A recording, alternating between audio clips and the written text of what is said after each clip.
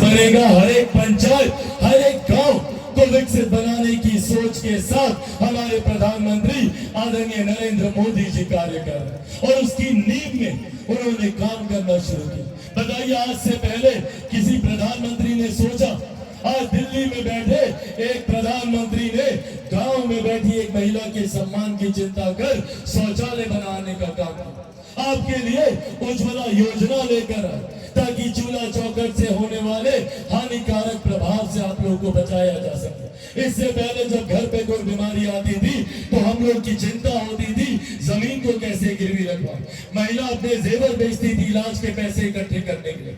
आज प्रधानमंत्री जी ने आयुष्मान योजना के माध्यम से 5-5 लाख रुपए तक का मुफ्त इलाज का प्रावधान कराया।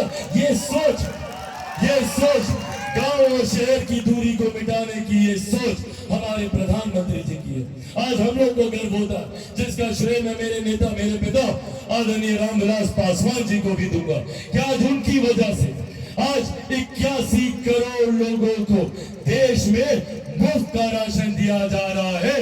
ये देन भी हमारे प्रधानमंत्री आदरणीय नरेंद्र मोदी जी की है।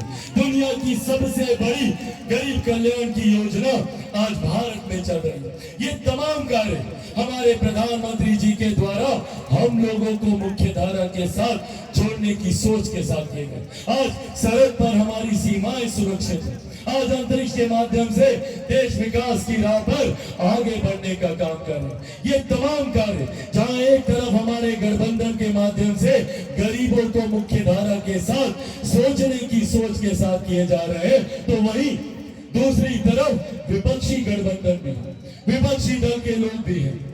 ये लोग नहीं चाहते कि कोई गरीब गरीबी रेखा से बाहर निकले। जात पात धर्म मजहब में बांटने की राजनीति को साधने वाले कभी नहीं चाहते कि हम लोग एकजुट होकर आगे बढ़ने का काम करें। कौन है ये लोग? कांग्रेस राजद वाले कौन है ये लोग?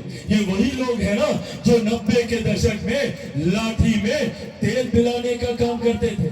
ये वही लोग हैं ना जो नौकरी के बदले हम लोगों की जमीन छीनने का काम करते थे। और आज भी सुनियोजित तरीके से कानून बनाने का प्रावधान तैयार कर रहे हैं ये कांग्रेस, राजद और इनके गठबंधन के लोग। आज ये लोग विरासत पर कर लगाने को लेकर एक कानून की सोच तैयार कर रहे हैं। क्या है ये विरासत पर कर?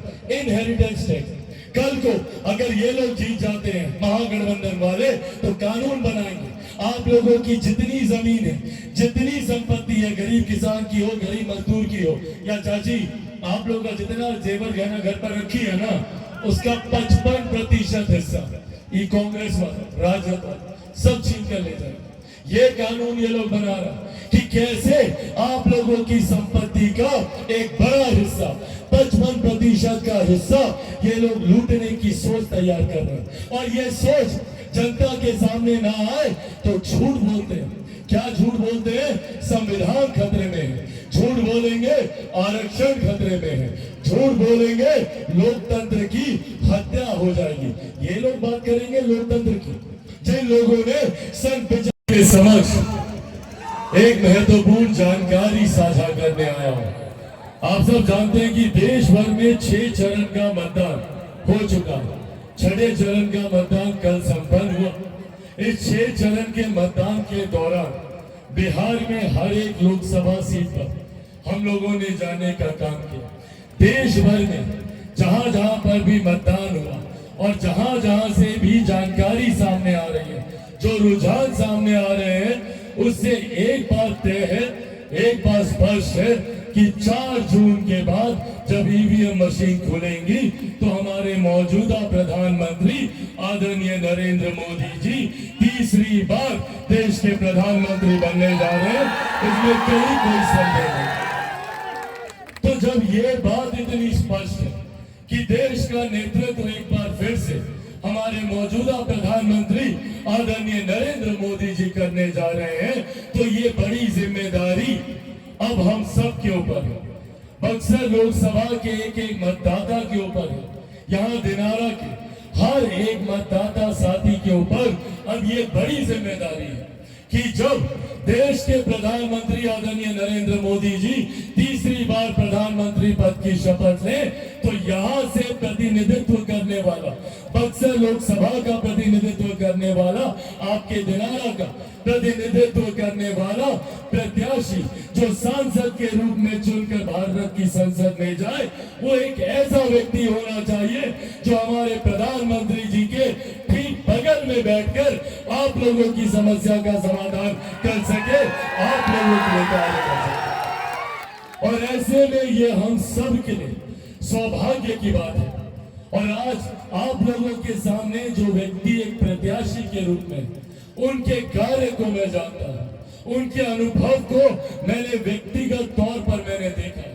आज हम सब के लिए ये गर्व की बात है कि हम सब के सामने एक जानकार, ज्ञानी, पढ़े लिखे एक ऐसे युवा साथी है जिनको प्रधानमंत्री जी जिन पर विश्वास रखते हैं, मेरे मुख्यमंत्री आदरणीय नीतीश कुमार जी जिन पर विश्वास रखते हैं। मैं चाहूंगा एक बार जोरदार ताली आप लोग मिथिलेश तिवारी जी के लिए यहाँ पर। साथियों, ये वो व्यक्ति है जिन्होंने चिराग पासवान को अपना पहला चुनाव लड़वाया था। जब हम जमुई से चुनाव लड़ रहे थे, उस वक्त भारतीय जनता पार्टी की तरफ से प्रभारी की भूमिका में ये, पर एक प्रभारी की भूमिका इन्होंने नहीं निभाई, बल्कि एक भाई की भूमिका इन्होंने वहां पर निभाई। और चिराग पासवान से ज्यादा मेहनत कर जमुई से इन्होंने हमको जिताने का काम किया। तो आज हम लोगों की जिम्मेदारी है, और मैं अपने एक एक साथी, एक एक समर्थक, एक एक परिवार के व्यक्ति से मैं ये आग्रह करूंगा कि ये भूल जाइए कि यहाँ से मिथिलेश तिवारी जी चुनाव लड़ रहे हैं, आपके लिए यहाँ से चिराग पासवान चुनाव लड़ रहा है, और उस भूमिका में आप सबको यहाँ पर मतदान करना होगा। साथियों, एक तरफ जहाँ देश में हमारे प्रधानमंत्री देश को मजबूती देने का काम कर रहा है, ऐसे में हम सबकी जिम्मेदारी बनती है कि हम लोग उस मुख्य धारा के साथ हम लोग जुड़े, जो मुख्य धारा देश खतरा है। तो इन लोगों से हमारी गरीब कल्याण की योजनाओं को आज एक बार हमको बताइए, कितने लोगों को 5-5 किलो अनाज मिलता है प्रति माह? हाथ उठाकर बताइए। मिल रहा है ना अनाज? चाची मिलता है ना? सब बंद हो जाएगा, अनाज मिलना बंद हो जाएगा। अगर ये कांग्रेस, राजद, महागठबंधन ये लोग आया तो अनाज मिलना बंद कर देगा। जो आप लोगों को 5-5 लाख का मुफ्त इलाज मिल रहा है, वो मिलना बंद हो जाएगा। जिस तरीके से किसान सम्मान निधि हम लोग को मिलती है, वो मिलना बंद हो जाएगा, क्योंकि ये लोग चाहता ही नहीं है कि हम लोग आगे बढ़े। इसीलिए साथियों, एक तरफ हमारे प्रधानमंत्री जी जो अर्थव्यवस्था को मजबूत करते हैं, गांव और शहर की दूरी को मिटाने का काम करते हैं, हम लोगों को अनाज देने का काम करते हैं, हम लोग का इलाज करवाने का काम करते हैं, हम लोगों की आस्था को सम्मान देने का काम करते हैं। सोचिए, आज से पहले किसी प्रधानमंत्री ने सोचा, जैसे हम सब लोग टेंट में बैठे हैं 500 साल से, राम लल्ला इसी तरीके से धूप, गर्मी, धूल, मिट्टी, आंधी, तूफान, बरसात, बारिश में टेंट के नीचे विराजमान थे। पहली बार देश में एक ऐसे प्रधानमंत्री आए जिन्होंने अयोध्या में भव्य राम मंदिर का निर्माण कराकर भगवान श्री राम की प्राण प्रतिष्ठा करवाने का वहां पर काम। एक तरफ ये प्रधानमंत्री हैं, तो दूसरी तरफ ये महागठबंधन के लोग हैं। इसीलिए साथियों, आज हम यहाँ क्या करने आया, अब दिन ज्यादा दूर नहीं है, 1 तारीख को मतदान है ना? है ना? जानकारी है ना भैया सबको? सब लोग जाइएगा मतदान करने। मेरे तमाम युवा साथी जाएंगे, पक्का जाएंगे? अकेले जाएंगे? अकेले नहीं जाना प्रभु, गांव से सबको लेकर जाना, कोई छूटना नहीं चाहिए। कोई महिला, कोई बुजुर्ग, चाचा चाची, दादा दादी, नाना नानी, कोई नहीं छूटना चाहिए। अड़ोस पड़ोस, यार दोस्त, रिश्तेदार, सबको लेकर जाना है। लेकर जाइएगा ना? 100% मतदान करवाइएगा, पक्का वादा? ऐसे नहीं, दोनों हाथ की मुट्ठी बांधकर वादा कीजिए, पक्का वादा, पक्का वादा। कौन से नंबर पर बटन दबाना है? सबको पता है 2 नंबर? दिखाइए सब लोग 2 नंबर। 2 नंबर विजय का भी निशान होता है। तो ये पहले से ही संकेत है कि विजय मेरे भाई मिथिलेश तिवारी जी की तय है। बस आप लोगों को 1 तारीख को 2 नंबर पर बटन दबाकर फूल छाप पर, कमल छाप, किस पे बटन दबाइएगा? कमल छाप पर कमल छाप पर आप लोग को बटन दबाना है और ये बटन ना सिर्फ मेरे भाई मिथिलेश तिवारी जी को यहाँ से जिताएगा बल्कि मेरे प्रधानमंत्री आदरणीय नरेंद्र मोदी जी को तीसरी बार देश का प्रधानमंत्री बनाएगा। मेरे मुख्यमंत्री नीतीश कुमार जी को मजबूती देगा, जीतन राम मांझी जी को मजबूती देगा, उपेंद्र कुशवाहा जी को मजबूती देगा और आप सबके बेटा आपके भाई चिराग पासवान को भी मजबूती देने का बात करें। तो सब लोगों का आशीर्वाद है ना? तो एक बार दोनों हाथ उठाकर जोरदार ताली से अपना आशीर्वाद दें। बहुत बहुत धन्यवाद। जय हिंद।